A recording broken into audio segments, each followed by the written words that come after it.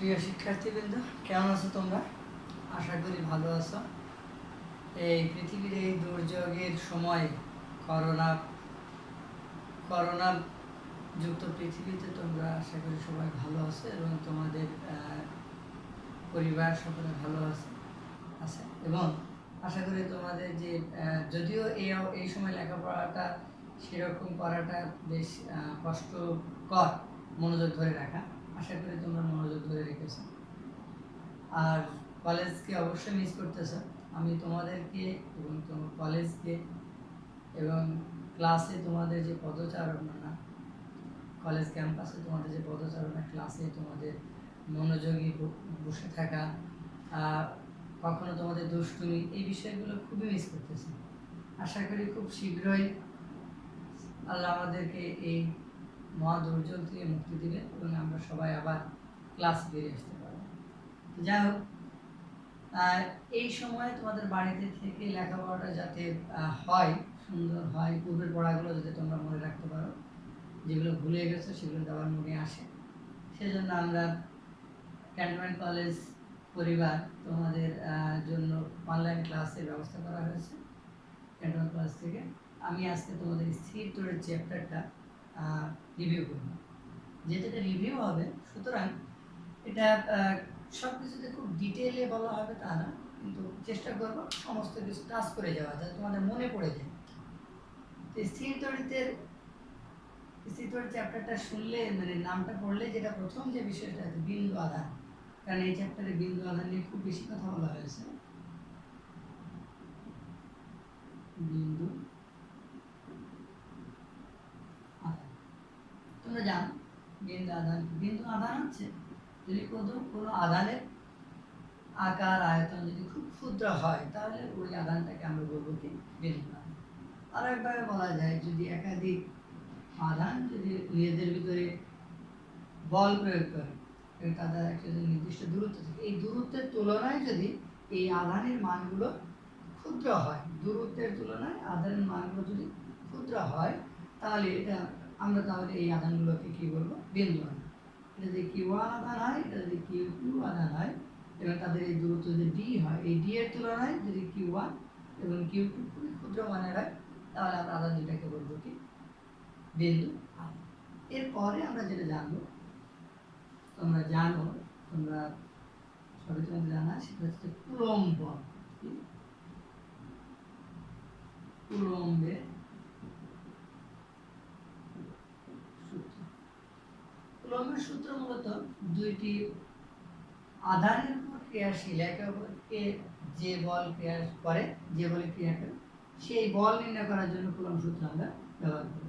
দুইটা আধান নিচ্ছি আমরা, এ বিন্দুতে একটি আধান হচ্ছে Q1, বি বিন্দুতে আরেকটি আধান হচ্ছে Q2, তাদের মধ্যবর্তী দূরত্ব D।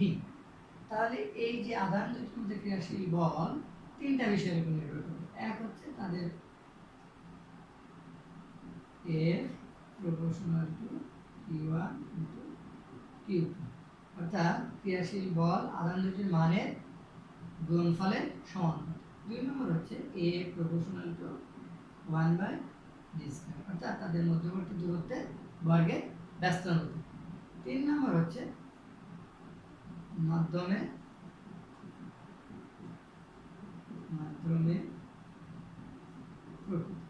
অর্থাৎ এই চার্জ দুইটি বা আধান দুইটি কোন মাধ্যমে আছে সেই মাধ্যমের নেচারের উপর, প্রকৃতির উপর নির্ভর করবে।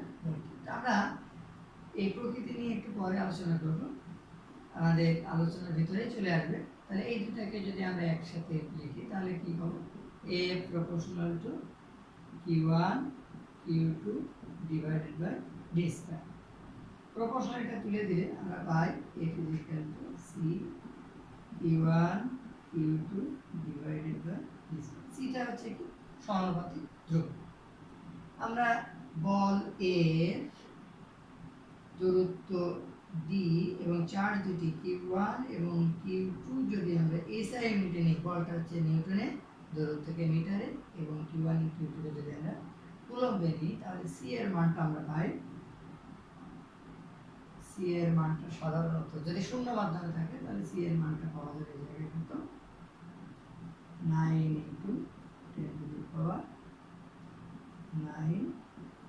নিউটন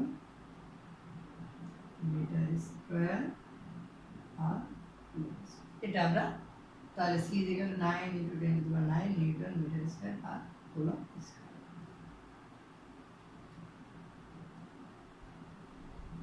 এখন এই সিটাকে বিজ্ঞানী কুলম্ব দেখিয়েছেন c যদিও c এর মান এটাকে আরেকভাবে লেখা যায় c = 1/4πε0। এই এপসিলন নট কে বলা হচ্ছে শূন্য মাধ্যমে ভেদনযোগ্যতা। এপসিলন নটটা কি? শূন্য মাধ্যমে ভেদনযোগ্যতা। এই এপসিলন নটের মানটা যদি আমরা বসাই 8.854 × 10⁻⁻12 এককটা কি হবে? কুলম্ব স্কয়ার আর নিউটন। আর এই মানটা যদি এখানে বসিয়ে দিই তাহলে c = আমরা কোনটা পাই? এটা। চার্জ যেটা কোন মাধ্যমে অবস্থিত, যদি শূন্য মাধ্যমে অবস্থিত হয় তাহলে আমরা এই সূত্রটা পেয়ে যাই। তাহলে আমরা যদি এখন ফাইনালি লিখি সূত্রটাকে কিভাবে আমরা পাচ্ছি শূন্য মাধ্যমের জন্য F = 1/4πε0 Q1 Q2/dc। এটা হচ্ছে শূন্য মাধ্যম।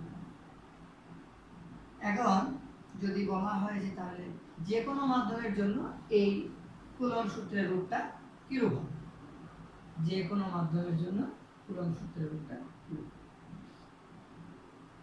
কোনো একটা মাধ্যম, মনে করো যে এই চার্জ যদি একটি মাধ্যম কোন একটি মাধ্যমে আছে, সেই মাধ্যমে এই প্রবেশতা যদি আমরা ধরি কত ই, কত ধরলাম ই, প্রবেশতাটাকে যদি ধরি ই এগুলো এপসাইলন, তাহলে ওই মাধ্যমের জন্য যে কুলম্ব সূত্রটা হবে F = 1/4πε Q1 Q2/dc। এটা হচ্ছে কি, এটাকে আমরা ব্যবহার করব কি দিয়ে?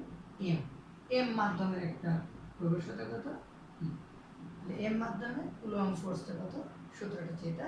আর f মাধ্যমে বা শূন্য মাধ্যমে হচ্ছে এখান থেকে আমরা নতুন একটা বের করতে পারি, সেটাকে আমরা বলি কে তড়িৎ মাধ্যমাঙ্ক। এই তড়িৎ মাধ্যমাঙ্ক k = F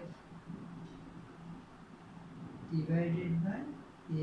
m, অর্থাৎ একই দূরত্বে দুইটি চার্জকে শূন্য মাধ্যমে রাখলে যে বল ক্রিয়াশীল হবে, আর ওই চার্জ দুটোকে যদি m মাধ্যমে কোন একটি মাধ্যমে রাখলে যে বল তাদের ভিতরে ক্রিয়াশীল, এই দুই বলের অনুপাতকে আমরা বলবো কি ওই মাধ্যমে তড়িৎ মধ্যমাঙ্ক। এখান থেকে এটাকে আমরা বলি, এখান থেকে যদি আমরা এই মানগুলো বসিয়ে দিই তাহলে আমরা পাই এপসাইলন এই এফ এর মানটা আমরা বসাইলাম এখান থেকে, এবং এফ এম এর মানটা এখান থেকে বসাইলে আমরা পাচ্ছি না এটা। এটাকে আবার বলা হয় এপসাইলন আর। এই এপসাইলন আর কে বলা হয় আপেক্ষিক ভেদনযোগ্যতা। কি বলা হচ্ছে? আপেক্ষিক ভেদনযোগ্যতা, অর্থাৎ তড়িৎ মধ্যমাঙ্ক এবং আপেক্ষিক ভেদনযোগ্যতা একই। এখান থেকে দেখো এই জায়গা থেকে আমি এপসাইলন সমান কি লিখতে পারবো? এপসাইলন নট কে বা এপসাইলন নট এপসাইলন আর। এটা যদি এই জায়গায় আমরা বসিয়ে দিই তাহলে যে কোনো মাধ্যমে দেখো এপসাইলনটা যদি আমরা এই এপসাইলন মানটা যদি এপসাইলন নট কে কিংবা এপসাইলন আর যদি বসিয়ে দিই তাহলে এই সূত্রটা আমরা যে কোনো মাধ্যমের জন্য সূত্রটা কিরকম পাই দেখে।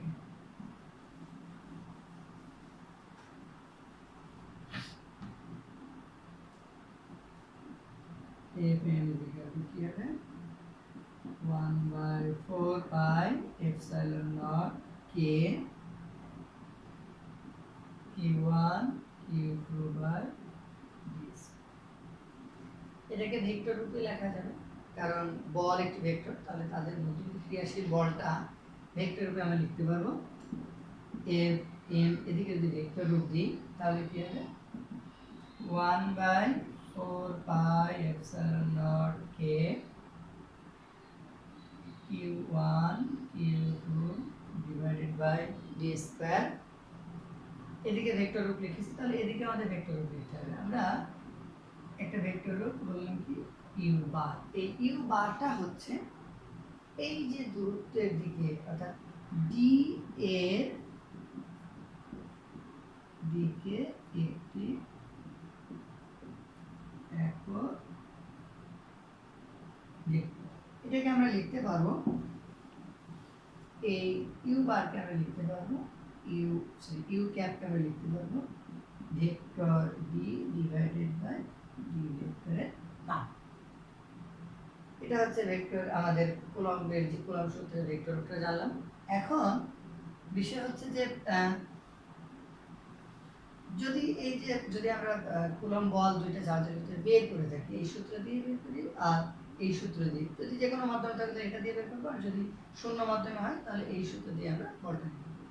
এই বলের মানটা যদি ঋণাত্মক আসে তাহলে বুঝতে হবে ঋণাত্মক আসলে বলটা কি হবে আকর্ষণ। যদি যদি ঋণাত্মক হয় তাহলে কি বলবো আমরা আকর্ষণ ধর্ম। কি বলবো আকর্ষণ ধর্ম। আর যদি পজিটিভ ধনাত্মক হয় তাহলে আমরা বলবো কি বিকর্ষণ। এখন আমরা মোটামুটি এই কুলম্ব বল সম্পর্কে জানলাম। এখন ছোট একটা অঙ্ক করবো আমরা কুলম্ব বল রিলেটেড একটা অঙ্ক।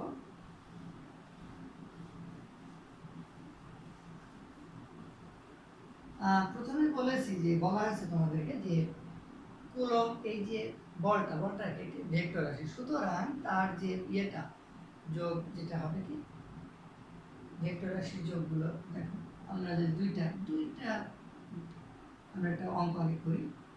মনে করো 3 কুলম্ব মানের একটি চার্জ, আরেকটা হচ্ছে 7 কুলম্ব মানের দুটি বল k = 2 তড়িৎ মধ্যমানকে একটি মাধ্যমে 3.97 সেন্টিমিটার দূরত্বে অবস্থিত। তাদের মধ্যবর্তী ক্রিয়াশীল বল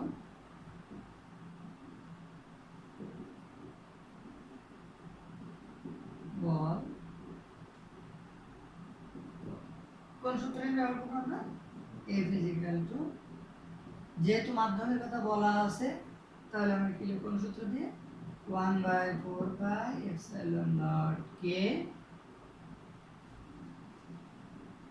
q1 q2/d²। অঙ্ক করার সময় খেয়াল রাখতে হবে আমাদের সমস্ত মানগুলোকে কি করতে হবে এসআই ইউনিটে নিতে হবে। এখানে q1 q2 কুলম্বে আছে এবং দূরত্ব এটা সেন্টিমিটারে আছে, এটা কিন্তু এসআই ইউনিট না, সুতরাং আমাদের এসআই ইউনিট মিটারে করে নিতে হবে।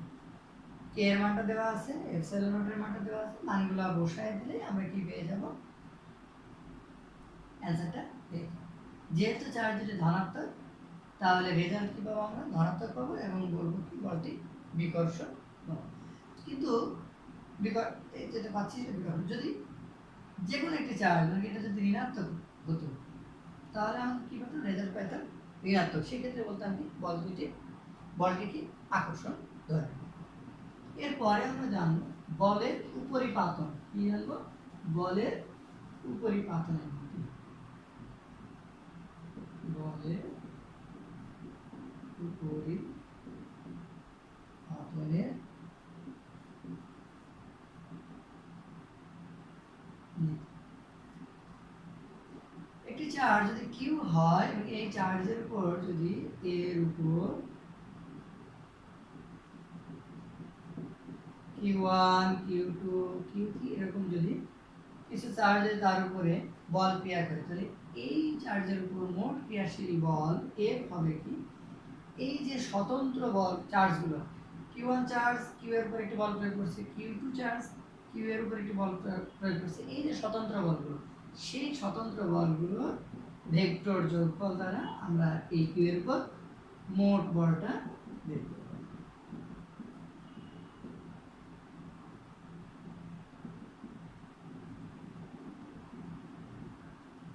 F1 হচ্ছে Q1 কর্তৃক Q এর উপর ক্রিয়াশীল বল, F2 হচ্ছে Q2 কর্তৃক Q এর উপর ক্রিয়াশীল বল, F3 হচ্ছে Q3 কর্তৃক Q এর উপর ক্রিয়াশীল বল।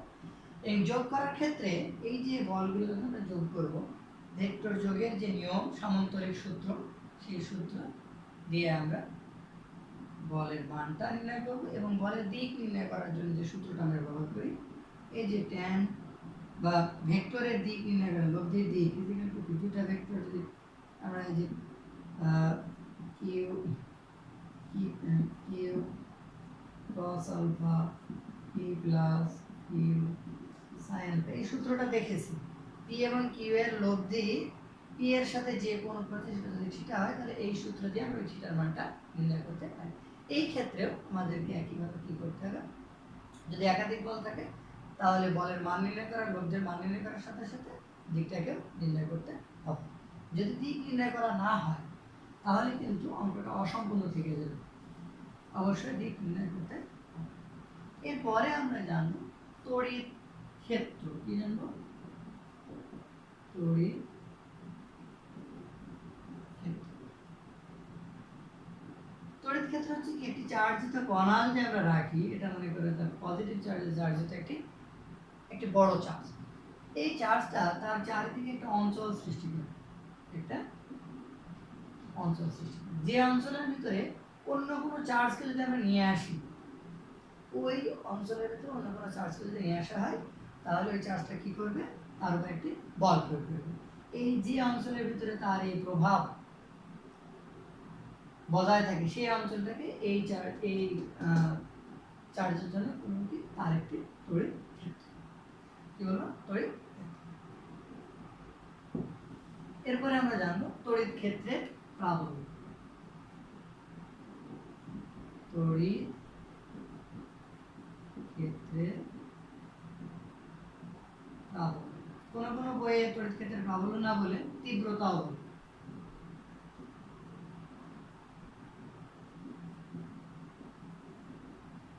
আবার ইদানিংকালে দেখা যাচ্ছে তীব্রতার সাথে সাথে এটাকে তড়িৎ ক্ষেত্রের প্রাবল্যকে আরেকটা শুধুমাত্র তড়িৎ ক্ষেত্র দিয়েও প্রকাশ করা হচ্ছে, তড়িৎ ক্ষেত্র এই নামেও প্রকাশ করা হচ্ছে। তাহলে আমরা এই প্রাবল্য বিষয়টা কি জানি? একটি চার্জ, পজিটিভ চার্জ, সে তার চারদিকে একটি কি করছে, একটি তড়িৎ ক্ষেত্র সৃষ্টি করছে। এই তড়িৎ ক্ষেত্রে কোন একটি বিন্দুতে যদি আমরা একটি একক ধনাত্মক চার্জ নিয়ে এসে রেখে দিই, এখানে একটি কি বললাম, একক ধনাত্মক চার্জ রেখে দেওয়া, তাহলে এই একক ধনাত্মক চার্জ এই বড় চার্জ দ্বারা কি একটি বল অনুভব করবে। তো যে বল অনুভব করবে সেই বলটা কি এই বিন্দু তড়িৎ প্রাবল্য বা তড়িৎ তীব্রতা। এই বিন্দু তড়িৎ প্রাবল্য বা তড়িৎ তীব্রতা। এখন এই বিন্দুতে এই বড় চার্জটা যদি আমরা বলি কিউ, আর এই বিন্দুতে যদি ছোট চার্জটা বলি কিউ নট, তাহলে তাদের মধ্যে ক্রিয়াশীল বলটা কত হবে?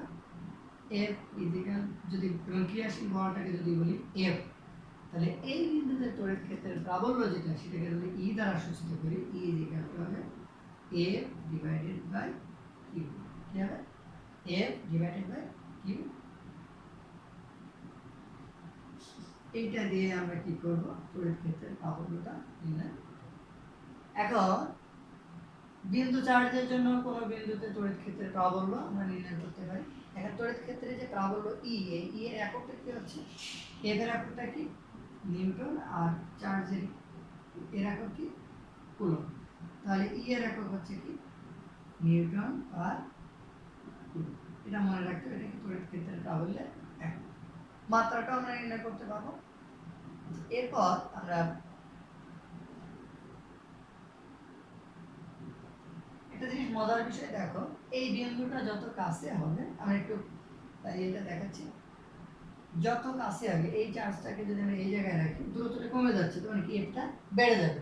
অর্থাৎ এই বড় চার্জের যত কাছাকাছি বিন্দুগুলো হবে, তড়িৎ ক্ষেত্রের প্রবলটা কি হবে, তত বেশি হবে।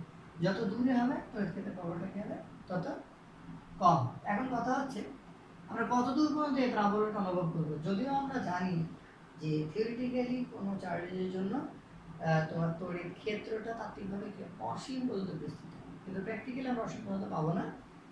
মনে রাখতে হবে যে খুব ক্ষুদ্র একটা অঞ্চল, ওই অঞ্চলের ভিতরে আমরা অসীমে গেলে সেক্ষেত্রে কি পাবো, আমরা প্রাবল্যটা শূন্য পাবো।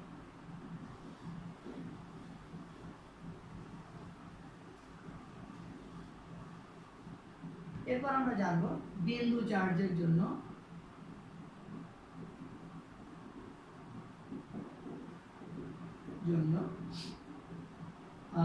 তড়িৎ ক্ষেত্রের দিক।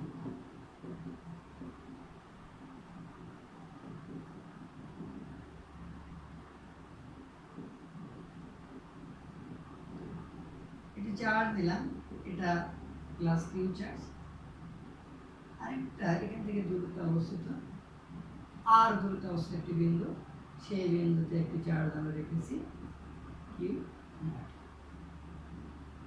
সংজ্ঞায় আমরা বলেছি তড়িৎ ক্ষেত্রের তীব্রতা কি, একক ধনাত্মক চার্জ রাখতে হবে। এই যে পি বিন্দু, এই পি বিন্দু আমরা কিউ নট চার্জটাকে পি বিন্দুতে রেখেছি এবং পি বিন্দুটা এই কিউ চার্জের তড়িৎ ক্ষেত্রের ভিতরে অবস্থিত। তাহলে এই দুটি চার্জের ভিতরে ক্রিয়াশীল বল কত? F = 1/4 পাই এপসাইলন, তারা যে কোনো মাধ্যমে অবস্থিত, তাহলে কি হবে কিউ নট ডিভাইডেড বাই আর। দেখো এখন যদি বলি যে কিউ নট চার্জের উপর ক্রিয়াশীল বল হচ্ছে F, একক চার্জের উপর ক্রিয়াশীল বল কত? F by Q naught. এটাই কি তড়িৎ ক্ষেত্রের তীব্রতা। তাহলে E সমান সমান কত হচ্ছে, আমরা যদি এই জায়গায় E = F by Q naught, F এর মানটা বসিয়ে দাও, 1/4 pi epsilon naught Q naught divided by R square Q naught. একবারে আমরা তাহলে কিউ নট কেটে গেল, তাহলে E = আমরা পেলাম 1/4 পাই এপসাইলন, সরি এখানে Q divided by R square. এটাই হচ্ছে বিন্দু চার্জের জন্য প্রাবল্যের সংখ্যা। এরপর আমরা খেয়াল করো আমাদের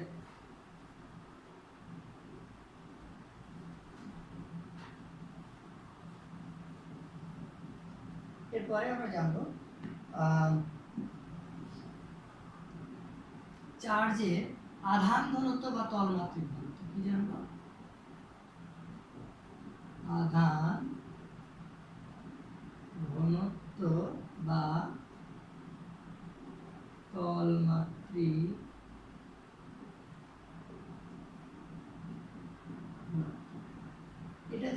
এটা ইয়েতে একটা জিনিস জানতে হবে তোমাদেরকে, যে কোন একটি পৃষ্ঠে কোন একটা বস্তুতে যদি আমরা বস্তুকে চার্জিত করি, সেই চার্জগুলো ওই বস্তুর কোন জায়গায় অবস্থান করে। সাধারণত চার্জগুলো তার বহির পৃষ্ঠে অবস্থান করে। কোথায় অবস্থান করে? বাইরের পৃষ্ঠে, ভিতরে কোনো চার্জ অবস্থান করে না।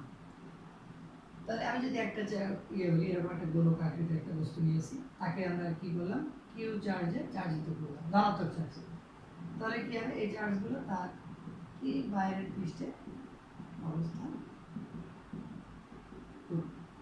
ঠিক আছে, পৃষ্ঠে অবস্থান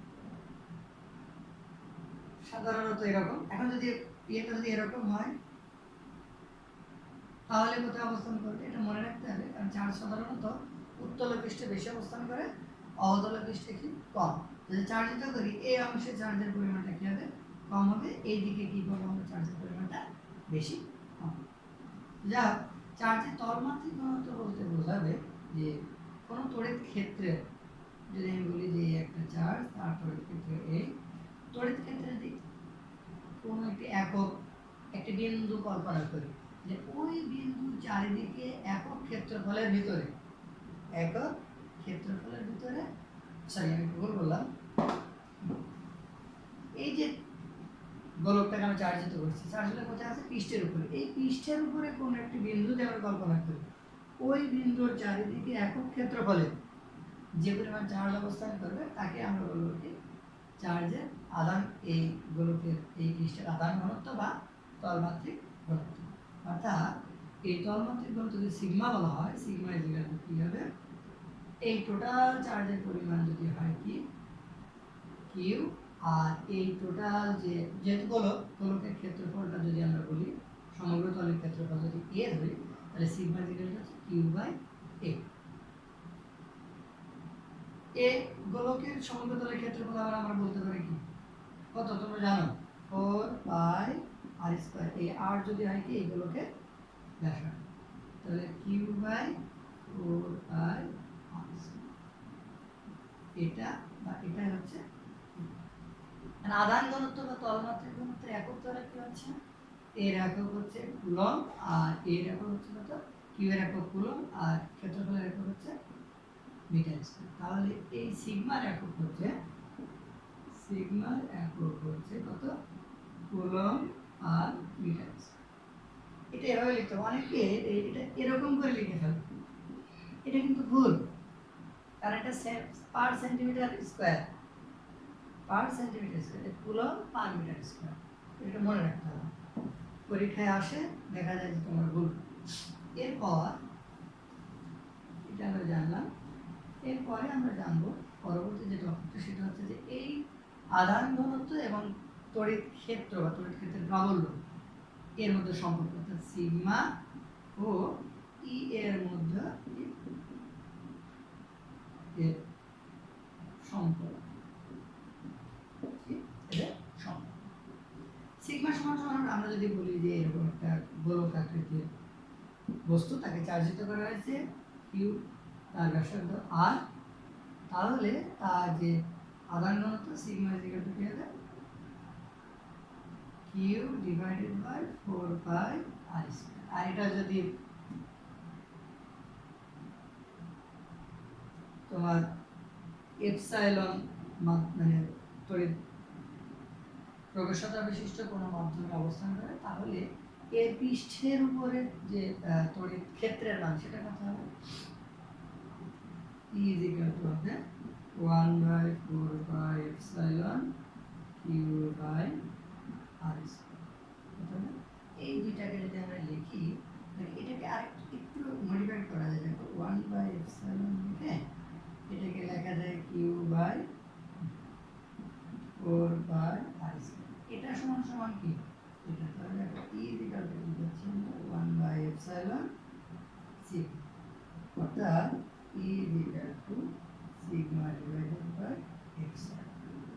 এটা যে কোনো মাধ্যমের জন্য, আর যদি আমরা শূন্য মাধ্যমের জন্য বলি তাহলে কি হবে, এটা রূপটা E is equal to sigma divided by epsilon naught. যে কোনো মাধ্যমের জন্য হচ্ছে E is equal to sigma divided by epsilon, আর শূন্য মাধ্যমের জন্য E is equal to sigma divided by epsilon naught, অর্থাৎ sigma is equal to epsilon naught. এই দুইটা সূত্র বাইরে থেকে লিখতে পারি, E sigma is equal to epsilon.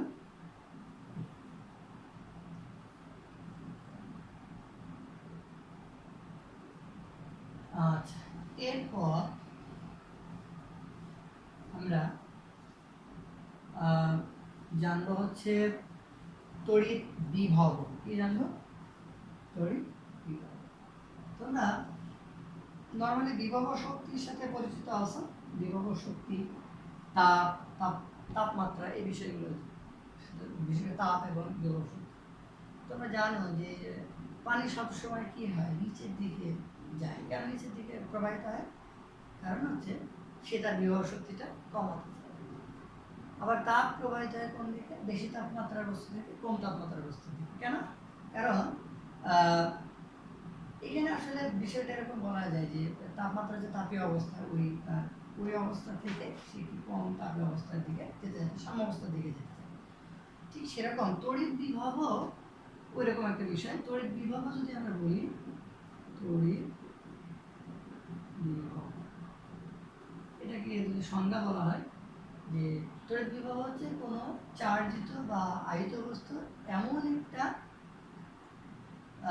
তাড়িতিক অবস্থা, যে তাড়িতিক অবস্থা নিশ্চিত করে সে অন্য কোনো চার্জিত বা আহিত বস্তুর সংস্পর্শে গেলে তার সাথে চার্জ নেবে না চার্জ তাকে দিয়ে দিবে। অর্থাৎ চার্জের আদান প্রদান যে বিষয়টার উপর নির্ভর করবে, কোনো চার্জিত বস্তু যে বিষয়টার উপর তার চার্জের আদান প্রদান নির্ভর করবে, সেই বিষয়টাকে আমরা বলবো কি, তড়িৎ বিভব।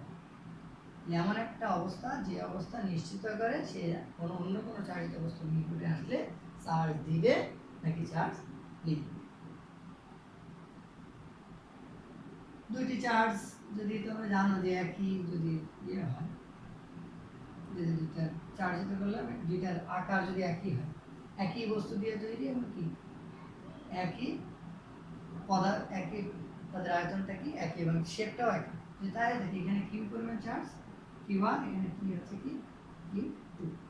যদি Q2 Q1 এর চেয়ে বড় হয় তখন আমরা যদি তাদেরকে যদি সংস্পর্শে নিয়ে আসি তখন কি হবে, এইটা থেকে কি হবে চার্জটা, এদিক থেকে কিছু চার্জ এই Q2 থেকে মানে এই দ্বিতীয় গোলক থেকে প্রথম গোলক থেকে আসবে। কতক্ষণ আসবে, যতক্ষণ পর্যন্ত তাদের চার্জ সমান না হয়। এখন যদি ভিন্ন হতো, আসলে চার্জ এখানে সমান হয় যেহেতু অন্যান্য প্যারামিটারগুলো সবই একই, যদি আমরা এরকম বলি যে কেন তারা এদিকে আসতেছে, Q2 থেকে চার্জ Q1 এ আসতেছে, যতক্ষণ পর্যন্ত তাদের কি এই যে মানে তো তাড়িতিক অবস্থায় একই না হবে, অর্থাৎ বিভবটা সমান না হবে, ততক্ষণ পর্যন্ত কি হবে চার্জ থেকে আসবে। বেশি বিভব, যেহেতু এখানে চার্জ বেশি আছে তাহলে তার বিভবটা বেশি, এখানে চার্জ কম আছে তাহলে তার বিভবটা কি হবে কম হবে। তো বেশি বিভব থেকে চার্জ কোন দিকে আসবে, কম বিভবে। ধনাত্মক চার্জ, কোন চার্জ আসবে, ঋণাত্মক চার্জ না কিন্তু ধনাত্মক চার্জ। এরপরে আমরা এখান থেকে আরো ডিটেইলে যদি জানি তো আমরা পৃথিবীর বিভব এই বিষয়গুলো জানলাম। বিভবের একটা সংজ্ঞা একটু অন্যভাবে দেওয়া যায়। আমি একটা চার্জ নিয়েছি ইউ চার্জ, এটা হচ্ছে কি তার ধনাত্মক চার্জ এবং এটা হচ্ছে তার একটা তড়িৎ ক্ষেত্র।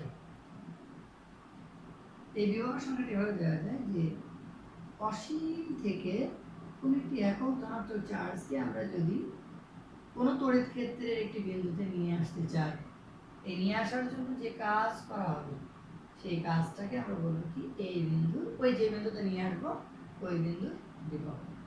তাহলে আমরা এটা বিভবের সংজ্ঞাটা এভাবে বলতে পারি যে অসীম থেকে একক ধনাত্মক চার্জকে তড়িৎ ক্ষেত্রের কোনো বিন্দুতে নিয়ে আসতে কিন্তু কাজের পরিমাণই ওই বিন্দুর তড়িৎ বিভব।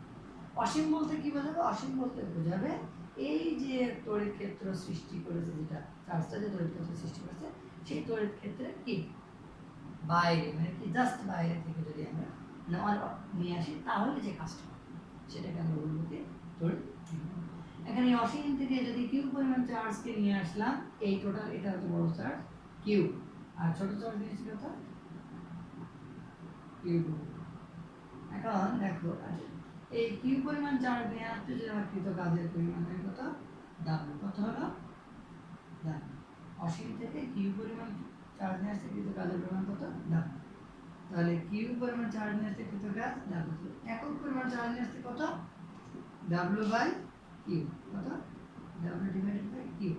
এটাই হচ্ছে কি একক পরিমাণ চার্জ নিয়ে আসতে কৃত কাজ, সেটা হচ্ছে কি বিভব। তাহলে ভি ইজ ইকুয়াল টু আমরা কি লিখতে পারবো ডাব্লিউ ডিভাইডেড বাই কি লিখবো ডাব্লিউ ডিভাইডেড বাই কিউ। একক কি হবে ডাব্লিউ, এটা কি কাজ, তার একক কি জুল, এটা কি চার্জ, তার একক কি কুলম্ব। তাহলে ভি এর একক হবে কি জুল পার কুলম্ব। এই জুল পার কুলম্বকে আমরা আবার কি বলি ভোল্ট বলি, কি বলি ভোল্ট। জুল পার কুলম্ব হয়। তাহলে এখান থেকে আমরা ভোল্টের সংজ্ঞা দিতে পারি, কিভাবে লিখবো 1 ভোল্টের সংজ্ঞা অসীম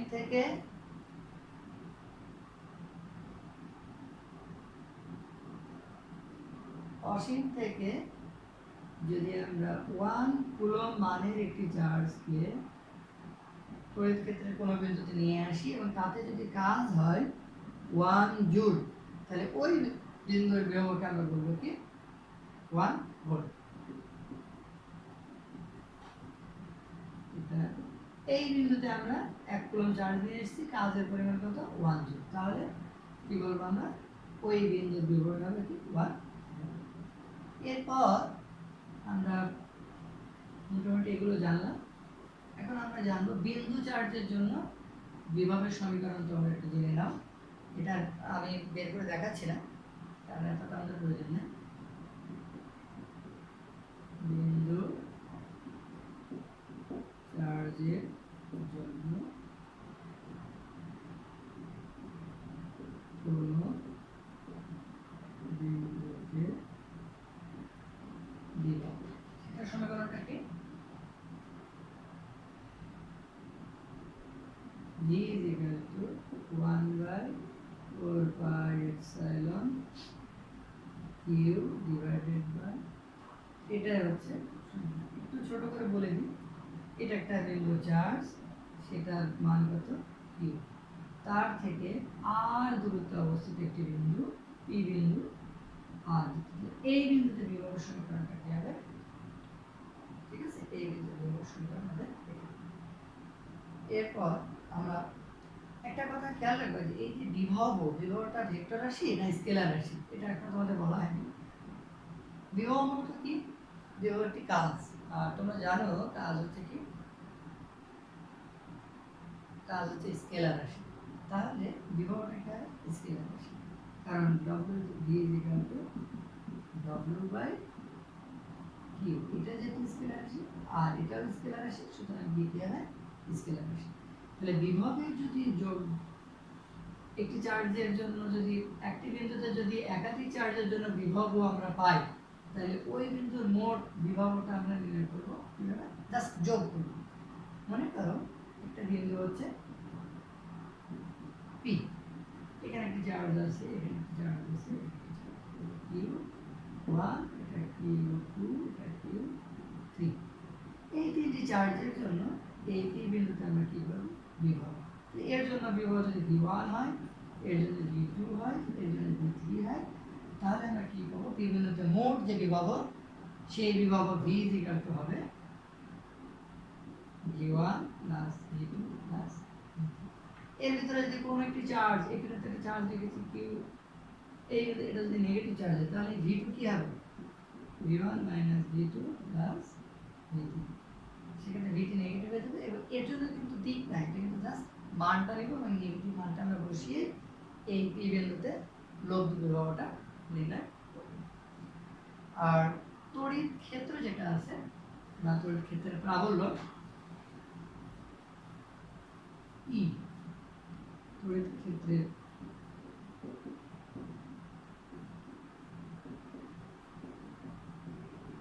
প্রাবল্য ই এর জন্য, তড়িৎ ক্ষেত্রের প্রাবল্য ই এর জন্য আমরা করব কি,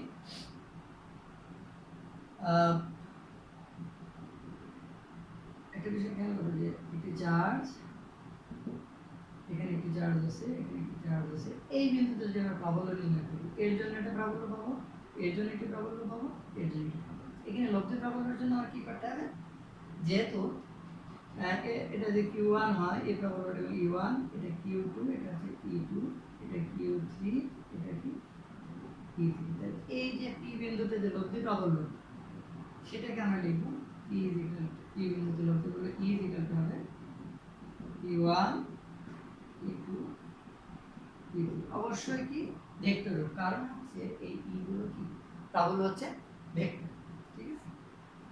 এখন তোমাদের প্রাবল্য দিকটা একটু মিসিং হয়েছে মনে হচ্ছে, একটু বলে দিচ্ছি, খেয়াল করো।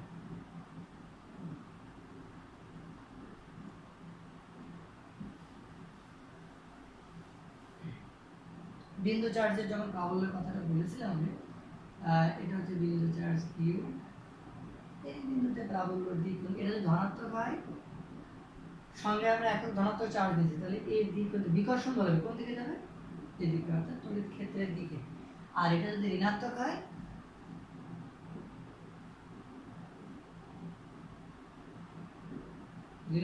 তাহলে এই বিন্দুতে প্রাবল্য কি হবে, দিক হবে এদিকে। ধনাত্মক করলে তড়িৎ ক্ষেত্রের দিকে অর্থাৎ বাইরের দিকে, আর ঋণাত্মক হলে তড়িৎ ক্ষেত্রের বিপরীত দিকে অর্থাৎ কি ওই বড় চার্জের দিকে।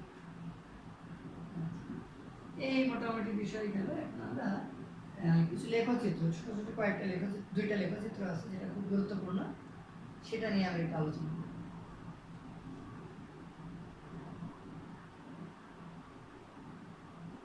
খেয়াল করো,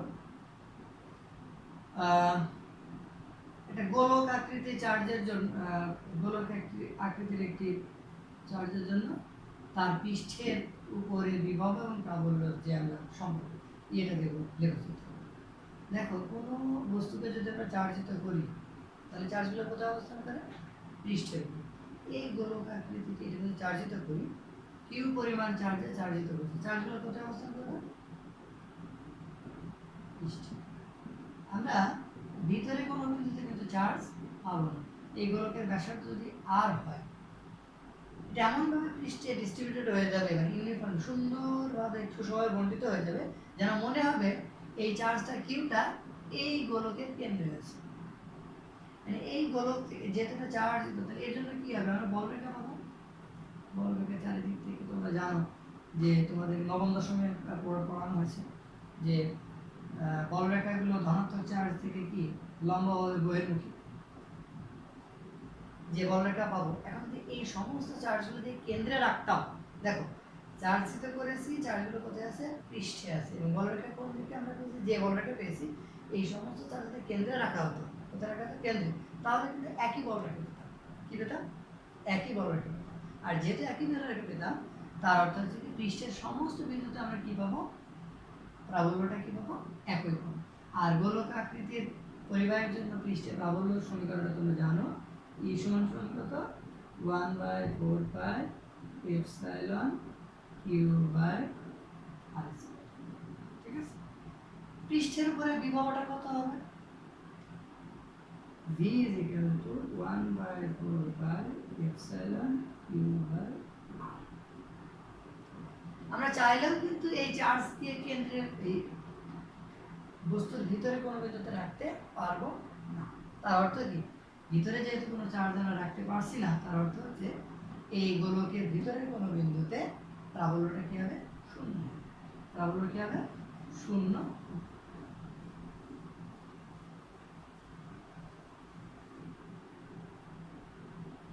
আর সরি, পৃষ্ঠের উপরে প্রাবল্য কি হবে, সর্বোচ্চ। এটা কেন্দ্র, কেন্দ্র থেকে যত দূরত্বে যাব পৃষ্ঠের কি আছে, প্রাবল্য সর্বোচ্চ, এর ভিতরে প্রাবল্যটা কি কম, 0। এখানে যদি বলি সর্বোচ্চ প্রাবল্যের মান এটা, তাহলে দূরত্ব যত বাড়বে, দেখো এগুলো যদি সব আমরা ধ্রুবক বলি, তাহলে কি হচ্ছে, ই প্রপোর্শনাল টু, এখান থেকে লেখা যায় ই প্রপোর্শনাল টু 1/r²। তাহলে কি হবে, এটাকে লেখা যায় এরকম। ঠিক আছে, এন্ড বিভবের ক্ষেত্রে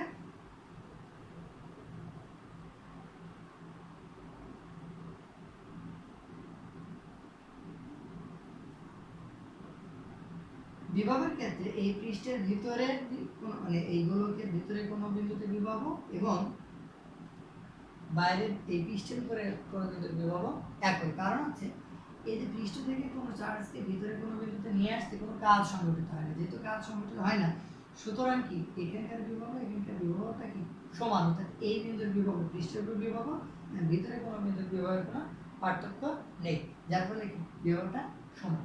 অর্থাৎ পৃষ্ঠের বিভবটা কি পাবো, সর্বোচ্চ পাবো। দেখো এই পৃষ্ঠের বিভবটা কত, সর্বোচ্চ, তাহলে কেন্দ্র থেকে এই বিভবটা কি হবে, সর্বোচ্চ, এরপরে বিভবটা কি হবে না, এটা হচ্ছে কি প্রাবল্যের সাথে এদিকে হচ্ছে কি আমরা কি বলবো, প্রাবল্য, আর এদিকে কি বলবো, দূরত্ব। এদিকে কি, এদিকে হচ্ছে বিভব, আর এদিকে কি দূরত্ব। যদিও লেখচিত্র মোটামুটি একই মনে হচ্ছে, তারপরেও এটা এটা এটা যে একটু চিত্রটি হবে, এটা একটু বেশি বেশি দ্রুত নামবে, এটা তুলনামূলক কি হবে, কম। এ হচ্ছে এরপর দুইটা জিনিস আমরা জানবো, সেটা হচ্ছে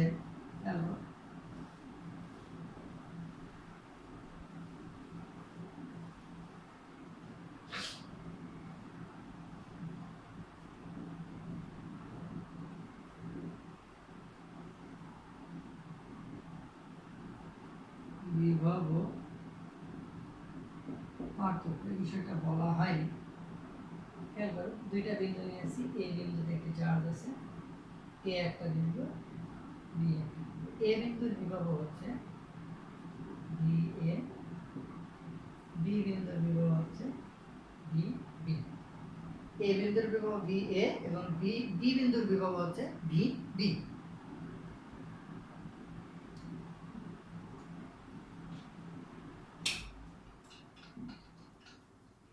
এ বিন্দুর বিভব হচ্ছে ভি এ এবং বি বিন্দুর বিভব হচ্ছে ভি বি।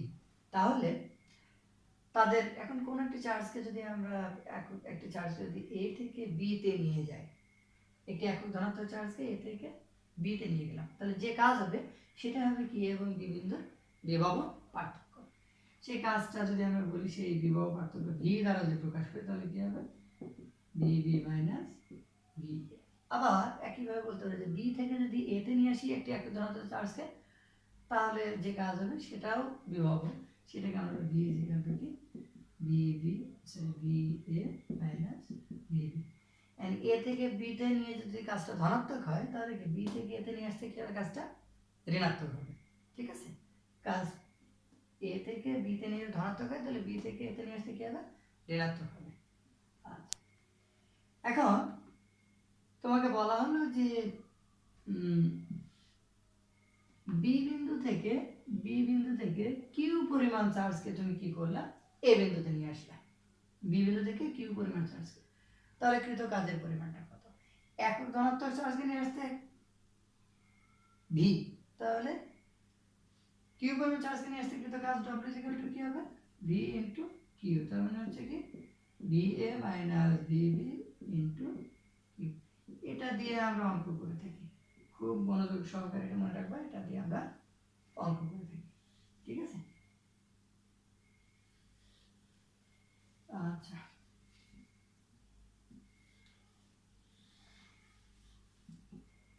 এরপর একটি কাজের একক তো তোমরা জানো, একটা বলে দিই, কাজের এককটা কি তোমরা জানো, কাজের একক হচ্ছে জুল। আরো একটা একক আমরা ডিফাইন করি জানি, সেটা হচ্ছে এই জায়গা থেকে আমরা কাজের এককটা ডিফাইন করতে পারি, সেটাকে বলা হয় ইলেকট্রন ভোল্ট। কি বলা হয়, ইলেকট্রন ভোল্ট। ঠিক আছে, দুইটা বিন্দু যদি হয়, ওই যে বলেছিলাম এটা এ বিন্দু, এটা কি বি বিন্দু, তাদের বিভব পার্থক্য যদি কত হয়, 1 ভোল্ট হয়। কত, 1 ভোল্ট। এ এবং বি বিন্দুর বিভব পার্থক্য 1 ভোল্ট। এখন একটি ইলেকট্রনকে যদি আমরা এ থেকে সরি বি থেকে এতে নিয়ে আসি, তাহলে যে কাজ হবে সেই কাজটাকে আমরা বলবো কি ইলেকট্রন ভোল্ট। অর্থাৎ 1 electron volt is equal two কত, 1 ভোল্ট ইনটু কি ইলেকট্রনের চার্জ। তোমরা জানো ইলেকট্রনের চার্জ কত, ইলেকট্রনের চার্জ হচ্ছে 1.6 into 10 to the power minus 19 coulomb. তাহলে কত হচ্ছে 1 electron volt is equal to 1.6 into 10 to the power minus 19 কি এটা জুল।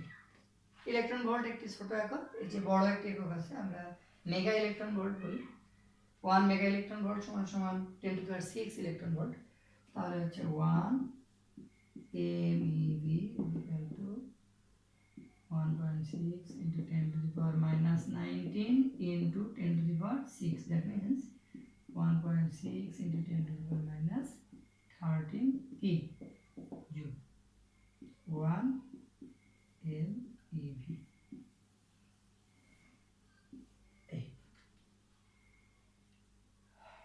এগুলো মোটামুটি এগুলো সব খুব গুরুত্বপূর্ণ। এটা এটা যখন তোমরা সেকেন্ড পেপার পড়বা, এমইভি এককটা খুব প্রয়োজন হবে আধুনিক পদার্থবিদ্যা এই চ্যাপ্টারগুলোতে। একটু মনোযোগ সহকারে এটা মনে রাখবা, কারণ অবজেক্টিভের ক্ষেত্রেও এটা অনেক সময় দিয়ে দেয়।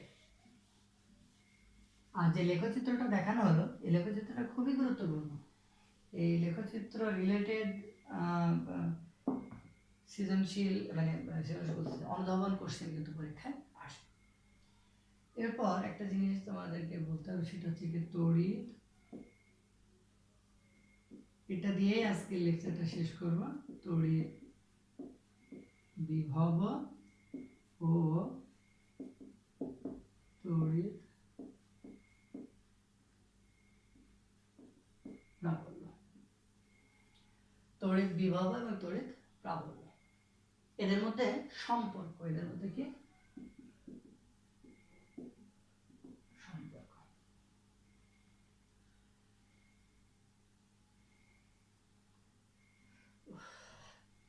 আচ্ছা, আমি খুব শর্টে দেখো, আমি এটাকে তোমাদের নোটিফিকেশন অনেক আছে, আমরা সহজ নোটিফিকেশনের মাধ্যমে এটা আমি তোমাদের ভিতরে দেখাবো। খেয়াল করো যে বিন্দু চার্জের জন্য যদি গোলক আকৃতির চার্জ হয়, তাহলে তার জন্য বিভবের সমীকরণ কত, V is equal to 1/4 pi epsilon q by r। আর হচ্ছে তার ব্যাসার্ধ আর q হচ্ছে চার্জ। তাহলে পৃষ্ঠের উপর প্রাবল্য কত? প্রাবল্য প্রাবল্য ই ইকুয়াল টু হচ্ছে 1/4 pi epsilon Q by R square. আমরা যদি এই দুটোকে একটাকে আরেকটা দিয়ে ভাগ করে দিই তাহলে নর্মালি একটা সম্পর্ক পেয়ে যাচ্ছি খুব সহজে। দেখো V by E equal to আমরা পাচ্ছি, এটা ভাগ করে দিলে হয় কি আর, কি পাচ্ছি আর। তাহলে ভি ইকুয়াল টু কত? ই ইনটু আর। এটা কি? এটা কিন্তু তড়িৎ ক্ষেত্রের প্রাবল্য। এই প্রাবল্য কিন্তু একটা কি বল, আর আর হচ্ছে কি দূরত্ব। তাহলে বল গণিত দূরত্ব সমান সমান কি কাজ। তাহলে ই। এখন দেখো খেয়াল করো একটা কথা মনে রাখতে হবে, যদি এই জায়গাতে বলি যে এখানে প্রাবল্যের কথা চিন্তা করি, মানে এটা চার্জটা এটা এখান থেকে এই দূরত্ব, আমি এখান থেকে যদি অসীম থেকে নিয়ে আসি, এই যে বলটা কোন দিকে কাজ করে, এখানে কিউ চার্জ, এখানে দূরত্ব, বলটা কাজ করে কি বাইরের দিকে। আর আমি চার্জটাকে কোথায় নিয়ে আসবো, চার্জের এই যে ক্ষুদ্র চার্জ একক ঘনত্ব চার্জকে কোথায় নিয়ে আসবো, এই বড় চার্জের কাছে পি বিন্দুতে, যেটা দূরত্ব কত আর। তাহলে দেখো মানে বল কাজ করছে চার্জে আসতে দিবে না এদিকে, আর চার্জে নিয়ে আসছে কোন দিকে এদিকে, তাহলে কি বলের বিপরীতে কাজ হচ্ছে। সেজন্য এই সম্পর্কটা যখন আমরা দেখাবো তখন এখানে কি আসবে, ভেক্টর রূপে যদি লিখি তাহলে এটাকে লেখা যাবে, এটাকে যদি আমরা একটু আরেকটু ইয়ে করে লিখি, দেখো E is equal to V by R। তাহলে ভেক্টর রূপে যদি আমরা লিখি E is equal to minus dV by dr, এটা দিয়ে আমরা নির্ণয় করি। এই মাইনাস কেন দিয়েছি, কারণ মাইনাস দিয়েছি এই জন্য, এভাবে আমরা লিখতে পারি বা এভাবে লিখতে পারি যে E is equal to minus V by R। মূলত V is equal to কি হবে, মাইনাস E R ডট গুণন কাজ। তাহলে এভাবে আমরা লিখতে পারি যে E is equal to minus V by R বা এটা। এখন এটা তোমাদের বইয়ে 3 ডাইমেনশনাল নোটিফিকেশন আছে, কিন্তু তোমাদের এখনো ডিফারেন্সিয়েশনটা তো ক্লিয়ার ম্যাথমেটিক্সে পড়ানো হয়নি, যার ফলে এই 3 ডাইমেনশনাল নোটিফিকেশন দিয়ে আমি এটা দেখাচ্ছি না। তোমরা এটাকে মানে তোমাদের লাগবে, এটা অনেক সময় আর না দিয়ে এই দূরত্বটাকে ডিও দেওয়া হয়, দিয়ে লেখা হয় কি E is equal to V by D যদি মান নিই, আর যদি এটা একবারে নিই তাহলে কি হবে E is equal to minus V by D, এটা দিয়েও ব্যবহার করা হয়। তো প্রিয় শিক্ষার্থী বন্ধু, আশা করি তোমরা আমি যে ক্লাসগুলো নিয়েছি আশা করি যে তোমরা বুঝতে পেরেছ। নেক্সট এই ক্লাস আবার পরবর্তী দিন আমরা চেষ্টা করব ধারক, তড়িৎ ধারক নিয়ে আলোচনা করার জন্য। তড়িৎ ধারক এবং যে গাউসীয় সূত্র এইগুলো নিয়ে আমরা নেক্সট ক্লাসে আশা করি আলোচনা করব। তো সে পর্যন্ত তোমরা সবাই ভালো থাকো, সুস্থভাবে আবার কলেজ ক্যাম্পাসে ফিরে এসো। আর এগুলো কোনো জায়গায় বুঝতে যদি কোনো সমস্যা থাকে তোমরা অঙ্কগুলো করো, ফিজিক্সের যে শালেক কোশ্চেনগুলো ভালো করে দেখো। কোনো প্রবলেম হলে আমার ফোন নাম্বার আছে, ফোনে তোমরা সবাই আমার ফোন নাম্বারটা জানো, আমাকে ফোন করতে পারো, কিংবা ফেসবুক মেসেঞ্জারে আমাকে মেসেজ দিয়ে প্রবলেমটা জানাতে পারো যে স্যার এই জায়গায় বুঝি নাই বা এটাই। আমি ওগুলো দেখে পরবর্তীতে তোমাদের সাথে ওইগুলো সলভটা ইনশাআল্লাহ আমি করার চেষ্টা করবো। তো ধন্যবাদ, সকলে ভালো থাকবে।